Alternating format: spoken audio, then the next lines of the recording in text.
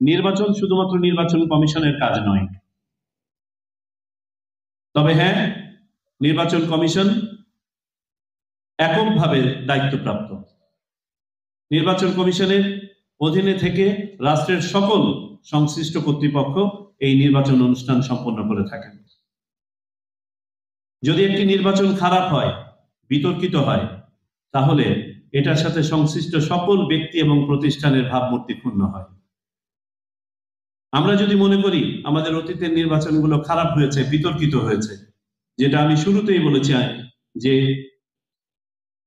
আমরা নির্বাচনী ব্যবস্থাকে একটা ধ্বংসস্তূপে পরিণত করেছি, যদি এটা হয়ে থাকে, আমার এই কথা যদি সঠিক হয়ে থাকে এবং আমার এই কথা যে সঠিক তা আমাদের সন্তানরা রক্ত দিয়ে বলে গেছে,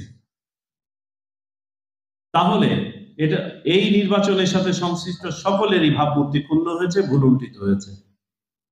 আগামী নির্বাচন আমাদের সংশ্লিষ্ট সকলের ভাবমূর্তি পুনরুদ্ধারের নির্বাচন।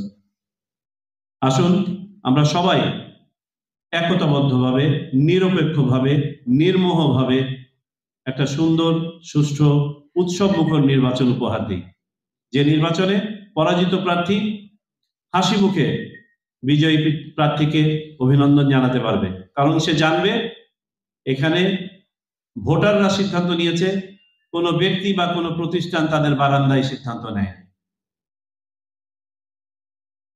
আমি আশা করি আপনারা সবাই এই স্পিরিট ধারণ করবেন এবং এটাই যদি আমি আপনাদের মাঝে ট্রান্সমিট করে থাকতে পারি, আজকে যদি আমি আপনাদেরকে এই উপলব্ধিতে নিয়ে এসে থাকতে পারি, তাহলে মনে করব আমার আজকের এখানে আসা সার্থক হয়েছে।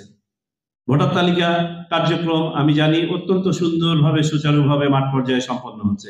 আমি এসেছিলাম আমার নিজের অভিজ্ঞতা অর্জনের জন্য, ওইটাকে আরো গুরুত্ব দেওয়ার জন্য এখানে আসা, ঠিক আছে, এটা আমার প্রাথমিক, কিন্তু আমার আসল উদ্দেশ্য হচ্ছে এই কথাটা বলা যে সামনের নির্বাচন আমাদের জন্য একটা ডিফাইনিং নির্বাচন, এখানে আমাদের সবাইকে সমভাবে দায়িত্ব পালন করতে হবে। নির্বাচন কমিশনের পক্ষ থেকে একটি কথা শুধু বলি, বর্তমান নির্বাচন কমিশন রংবিহীন, চেহারাবিহীন একটি প্রতিষ্ঠান। একটি সুষ্ঠু নির্বাচন অনুষ্ঠানের জন্য ইনশাআল্লাহ যা যা করা প্রয়োজন আমরা তাই করব।